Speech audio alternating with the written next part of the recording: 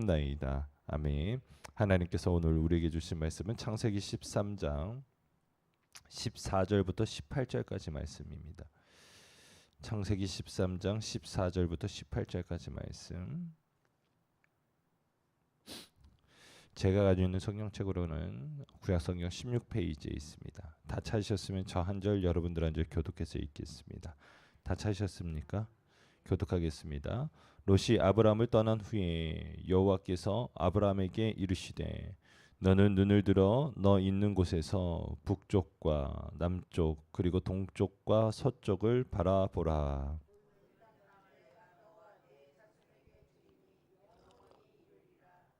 내가 내 자손이 땅의 티끌 같게 하리니 사람이 이 땅의 티끌을 능히 셀 수 있을진데 내 자손도 세리라.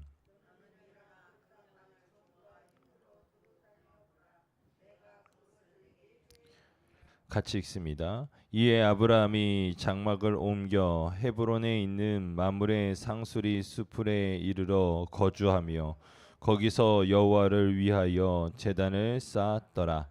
아멘.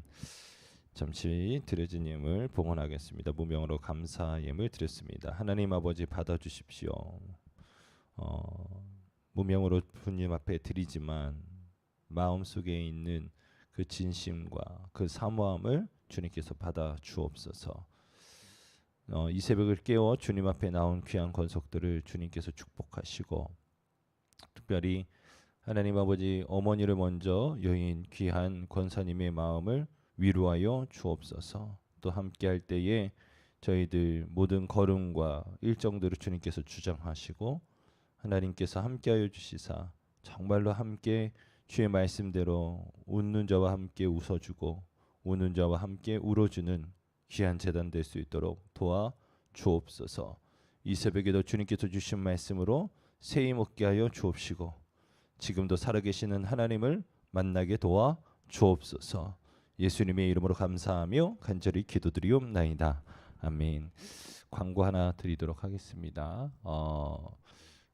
우리 박홍엽 권사님 어머니께서 어제 소천하셨습니다. 그래서 오늘 10시에 그러니까 지금 교회에서는 9시 반에 위로 예배 하도록 하겠습니다. 저희 교회에서는 이제 조문 예배만 하는 걸로 그렇게 결정되어졌고 다른 형제분 교회에서 전체 주관을 하기 때문에 저희는 오늘 10시에 한 차례만 위로 예배 및 조문 예배 드릴 거니까 혹시 관계되신 분들 함께 하실 분들은 교회에 9시 반까지 오시면 되겠습니다. 따로 문자를 새벽 예배 끝나면 공지를 해드릴 테니까 기억하시고 함께 해주시면 감사하겠고요. 같이 이런 때에 같이 기도해 주시고 격려해 주시고 위로해 주시면 큰 힘이 될 줄 믿습니다. 자, 말씀 같이 함께 나누도록 하겠습니다. 오늘은 14절부터 같이 말씀을 나눌 텐데요. 롯이 아브라함을 떠난 후에라고 말하고 있습니다. 우리 어저께 함께 말씀을 봤습니다마는 10절에 보면 롯이 눈을 들어 요단 지역을 바라본즉 수알까지 온 땅에 물이 넉넉하니 여호와께서 소돔과 고모라를 멸하시기 이전이었으므로 여호와의 동산 같고 애굽 땅과 같았더라라고 말하고 있어요. 그러니까 롯이 떠난 지역은 어떤 곳이에요? 풍성한 지역이에요. 풍부한 지역이에요. 모든 것을 다 가지고 있는 것 같아요. 여러분 물도 있죠. 제가 어제도 말씀드렸습니다마는 바산의 동산과 같은 아주 좋은 목자들이 흠모할 만한 아주 좋은 초장이 있단 말이에요. 그러니까 많은 사람들이 봤을 때는 다 가진 것 같아요. 이제 가나안 땅에 남은 아브라함은 홀로 남아 있는 것 같습니다. 얼마 전까지 가나안은 어떤 곳이었어요? 어떤 곳이었어요? 왜 또 저만 쳐다보세요? 가나안은 어떤 곳이었어요? 여러분 기근이 있었던 거예요. 그러니까 얼마나 기근이 심했는지 거기에 살 수 없어서 여러분 애굽으로 도피할 수밖에 없었던 곳이었어요. 그곳에 지금 아브라함 혼자 덩그러니 남아 있는 거예요. 자, 조카 롯은 풍성한 곳으로 갔어요. 자기는 얼마 전까지 정말 살기 어려웠던 기근을 경험했었던 그 땅에 서 있었어요. 여러분 기억하세요. 모든 것을 다 얻어도 하나님이 없으면 모든 것을 잃은 것이고, 모든 것을 다 잃어도 하나님을 얻었으면 모든 것을 다 얻은 거예요. 여러분, 지금 롯이 먼저 떠났잖아요. 앞서간 것 같잖아요. 그잖아요. 그리고 마치 아브라함은 뒤처진 것 같아요. 왜? 늦게 출발했잖아요. 그리고 지금 출발도 못하고 그 자리에 서 있잖아요. 그런데 중요한 게 있어요.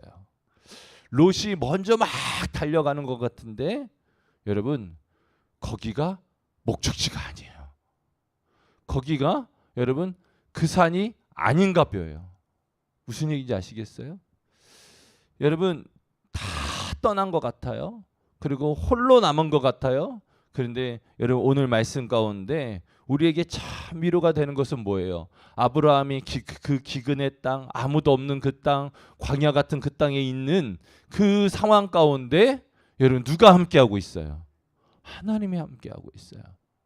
여러분, 이 말씀이 여러분의 삶 가운데 위로가 되어지길 예수님의 이름으로 축원합니다. 여러분의 인생 가운데 여러분, 누군가는 바쁘다고, 누군가는 무언가 더 중요한 일이 있다고 여러분 곁을 떠날 수 있어요. 대표적인 게 자식이 될 수 있겠죠. 그렇잖아요.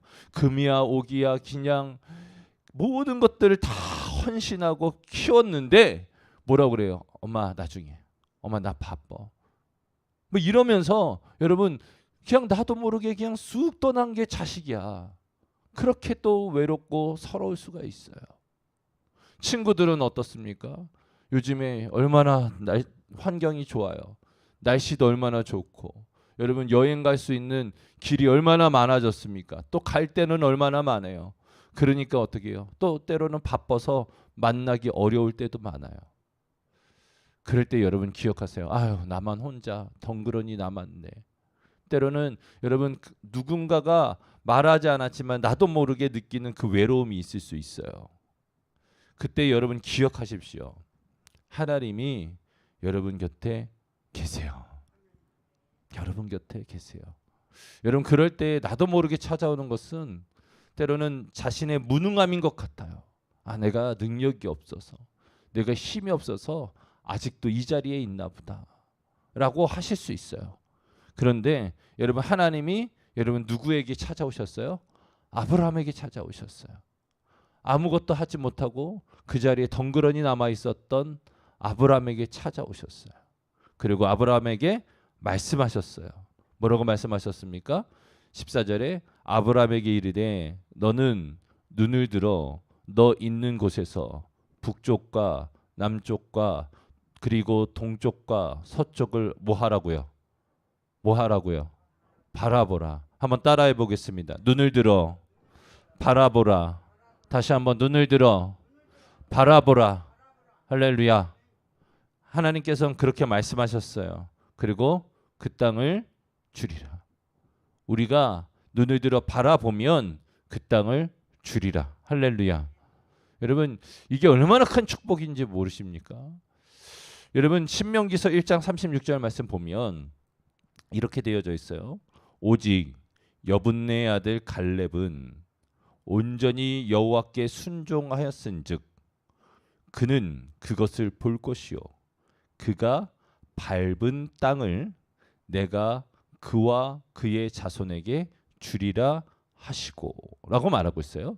자, 하나님께서 이와 앞서 아브라함과 비슷한 약속을 누구에게 하셨냐면 여분네 아들 갈렙에게 하셨는데 여러분, 갈렙은 그 땅을 얻으려면 어떻게 됐냐면 걸어야 됐어요. 그 땅을 밟아야 됐단 말이에요. 밟는 수고가 있었어요. 무슨 얘기인지 아시겠어요? 그런데 아브라함은 아니야. 아브라함은 하나님께서 뭐 하시겠다고, 내가 너를 복의 근원으로 삼아 주시겠다고 약속하셨기 때문에 그에게 주는 것은 수준이 달라. 뭐 하면 돼요? 보면 되는 거예요. 보면 되는 거예요. 보기만 하면 다 내 땅이 돼버리는 거예요. 여러분, 마치 롯이 정말 좋은 곳을 향해서, 큰 것을 향해서 나아갔지만 그가 여러분 다 아시잖아요. 소돔과 고모라에서 어떻게 쫓겨나왔어요? 다 갖고 나왔죠. 그가 있는 거 다 가지고 그냥 바늘 하나까지도 다 챙겨가지고 나왔죠. 어떻게 됐어요? 아무것도 못 챙기고 빈손으로 나왔어요. 그런데 아브라함은 어떻게 해요? 그 자리에 덩그러니 있는 것 같고 다른 사람보다 빠르지도 않은 것 같고 그렇지만 하나님이 함께 하셔서 그에게 복을 주시되 여러분 하나님께서 약속하신 그 복이 대대에 이루어가는 그런 놀라운 것들을 보게 되는 거죠. 저는 소망하는 것은 이 은혜와 이 축복이 여러분에게 있기를 예수님의 이름으로 축원합니다. 다 가진 것 같아도 하나님 잃어버리면 다 잃어버린 거고요. 다 잃어버린 것 같아도 하나님이 붙잡아 주시면 여러분 모든 것을 다 얻은 거예요. 오늘 이날 이 말씀 가운데 여러분 위로함이 있기를 예수님의 이름으로 축원합니다.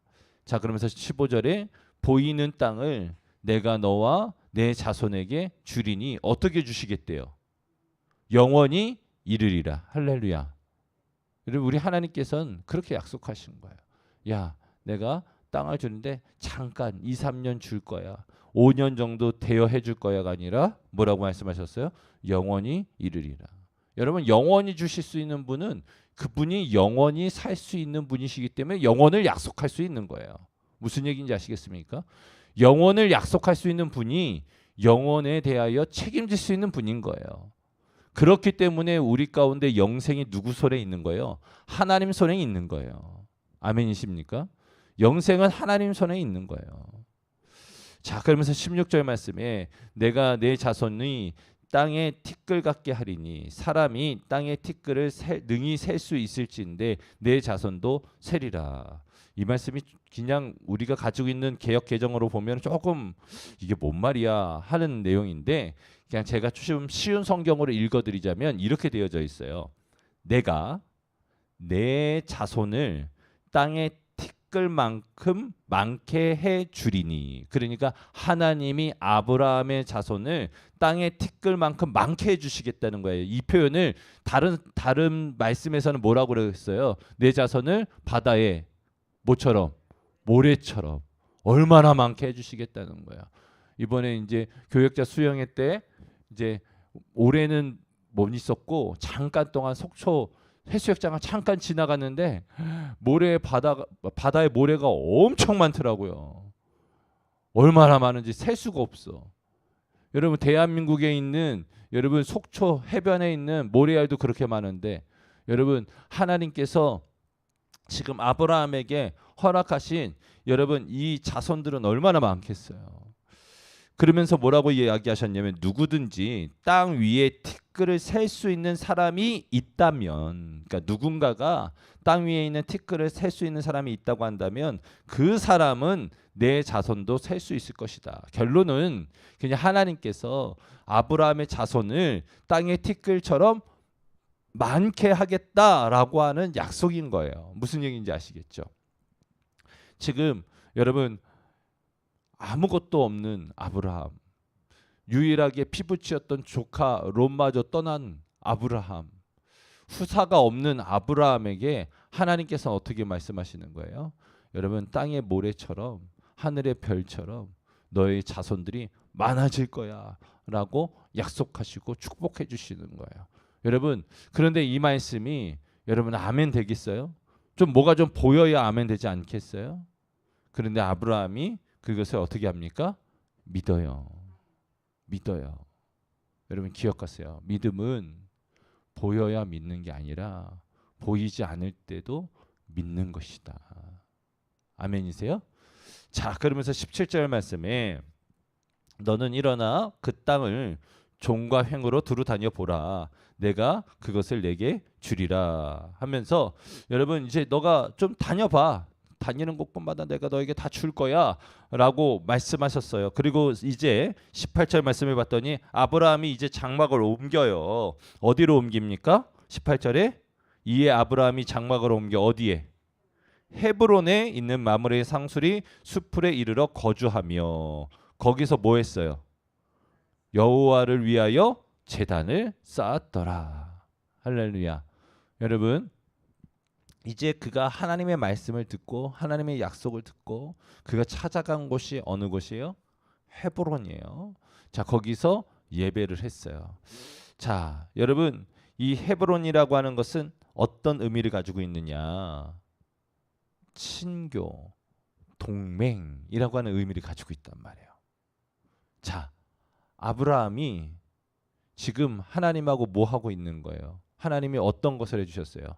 약속해 주셨잖아요. 무슨 얘기인지 아시겠죠?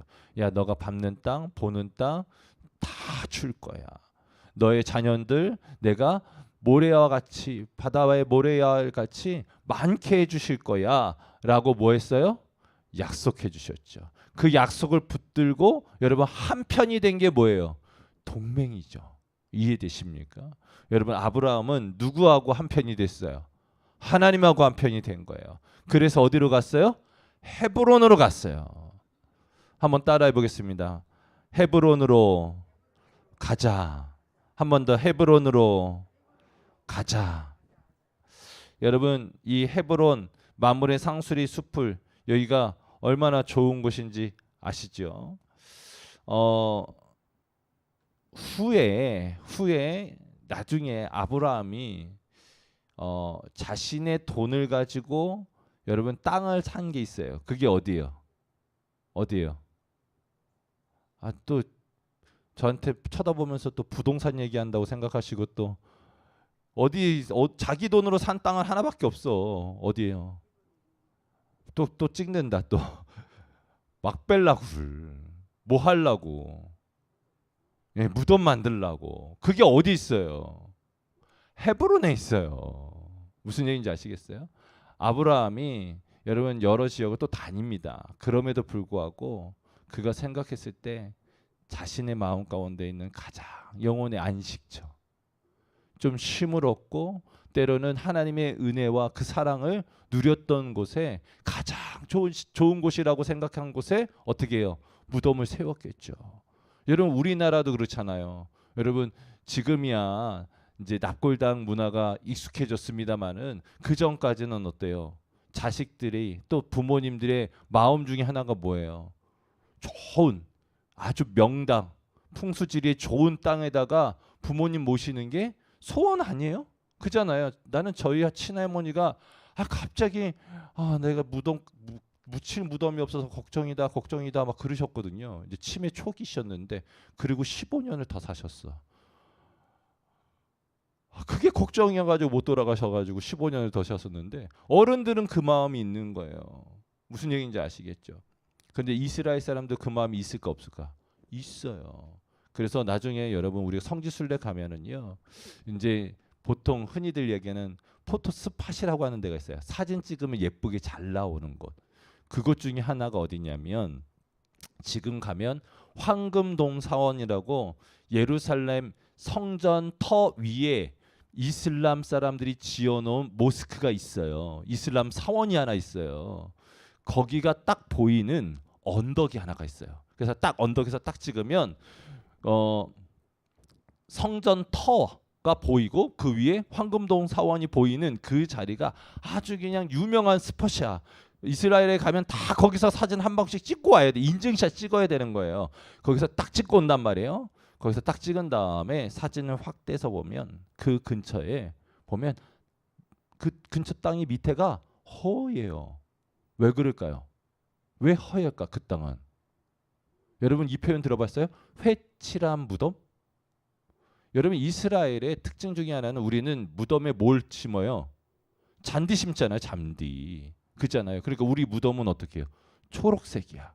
근데 이스라엘은 잔디를 신을 수 있는 그 지형이 아니기 때문에 땅을 파서 동굴을 만들어서 이런 무덤을 만드는데 거기다가 어떻게 해요? 무덤인 걸 또 표시를 해야 되니까 하얀색 회를 칠한단 말이에요. 쉽게 얘기하면 분필 있잖아요. 흰 분필을 발라놓는단 말이에요. 그래서 흰색이에요. 흰색. 그러니까 거기가 성전 근처가 다 무덤이야. 왜? 내가 죽어도 하나님 곁에 묻히고 싶다는 그 이스라엘 사람들의 소원이 있어서 거기는 땅이 이스라엘 일반 땅보다 3-4배 비쌉니다. 왜? 하나님 곁에 붙여 있고 싶은 소망이 있어서. 여러분 지금 아브라함도 여러분 이제 그 마음 가운데 뭐가 있어요? 먼저 보낸 사라를 묻어주고 싶은 그 간절한 마음이 있겠어요. 그런데 어디다 묻겠어요? 아무데나 묻을까요? 아니죠. 좋은 곳에. 그런데 여러분, 아브라함의 입장에서 봤을 때 좋은 곳은 어디였을까요? 하나님과 계약 맺었던 곳. 하나님께서 다 떠나가도 함께 해주시겠다고 약속해 주셨던 그곳. 하나님이 말씀해 준 그곳. 그곳에 여러분 무덤을 세운 거예요. 이해되십니까? 여러분, 그리고 나서 헤브론은 어떤 곳이에요? 누가 이 땅을 받았냐면 앞서 제가 잠깐 언급했었던 여러분 여분네 아들 갈렙이 헤브론을 받죠. 여러분, 이것을 통해서 하나 깨달아야 되는 건 뭐냐면 헤브론은 누가 받냐면 믿음의 사람이 받는다는 거예요. 아멘이십니까? 그리고 나서 여러분 헤브론을 누가 여러분 통치하냐면 이제 여분네 아들 갈렙이 받잖아요. 이제 땅 분배를 쭉 하고 나서 이제 갈렙의 소유가 되는데 여러분 이제 하나님께서 말씀하시는 거예요. 야, 이스라엘 사람 가운데 살아가다가 부지 중에 실수로 누군가를 살해할 수 있잖아.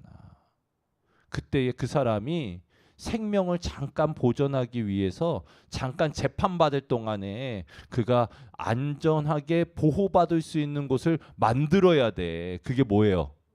그렇죠. 도피성을 만들어야 되는데 내가 이스라엘의 몇 곳을 지명해서 내가 도피성을 만들고 싶어. 그 땅 좀 주겠니? 그랬더니 땅 주인들이 줘요. 다 줘요. 그 땅 중에 하나가 뭐냐면 헤브론이에요. 헤브론이 도피성이 됩니다. 그리고 나서 여러분 헤브론은 뭐로 유명해요? 다윗이 사울에 이어서 왕이 되어지는데 여러분 7년 동안 헤브론에서 다윗이 나라를 통치해요. 그러다가 이제 북이스라엘에 있었던 계열의 사람들이 장로들이 찾아와서 다윗님 우리 지파도 우리 지역도 당신이 다 다스려 주세요 라고 이야기해서 어떻게 합니까? 그가 정말로 용기를 내어 자신의 본거지였던 헤브론을 떠나 어디로 가냐면 북이스라엘의 심장이었던 베냐민의 도시였던 예루살렘으로 들어가는 거예요. 이해되세요? 그 전까지는 다윗이 헤브론에서 왕정을 치리했었단 말이에요. 여러분 헤브론은 어떤 곳이냐? 여러분 믿음의 사람들이 거주했던 동네더라고요. 저는 오늘 이 새벽에 말씀 준비하면서 그런 생각을 했어요. 와, 헤브론 대단한 곳이네.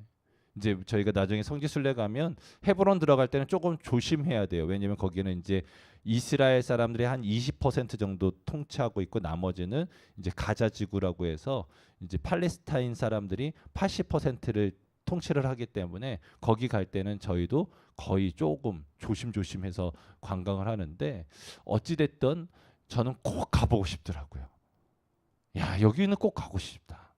이 땅은 꼭 가보고 싶다. 아니 여러분 진짜 성경에 믿음의 사람들이라고 나와 있는 사람들은 다 헤브론을 가지고 때로는 헤브론에서 거주했더라는 거예요. 그래서 오늘 말씀 준비하면서 야, 헤브론 참 흠모할 만하네. 그런데 여러분 헤브론이 왜 흠모할 만해요? 그냥 땅의 기운이 좋아서 명당이어서 아니, 하나님과 약속이 성취된 곳이 헤브론이에요. 그렇다고 한다면 여러분 우리의 삶 가운데 헤브론은 어디예요? 하나님하고 우리하고의 약속이 성취된 곳 아니에요? 그것이 어디예요? 바로 여러분 하나님의 십자가 앞인 줄 여러분 믿으시길 바랍니다. 하나님께서 여러분을 믿는 우리들을 구원시켜 주시겠다고 약속하셨던 그 은혜를 경험한 곳이 어디예요? 바로 십자가 앞인 것이죠. 그래서 오늘 이 새벽에 우리는 어디로 나온 거예요? 영적인 십자가 앞에, 영적인 헤브론 앞에 나온 거라고 저는 믿어요. 그래서 오늘 이 시간에도 함께 기도하면서 나아갈 때에 하나님께서 약속하신 그 약속을 붙들고 기도하는 저와 여러분이 될 수 있기를 예수님의 이름으로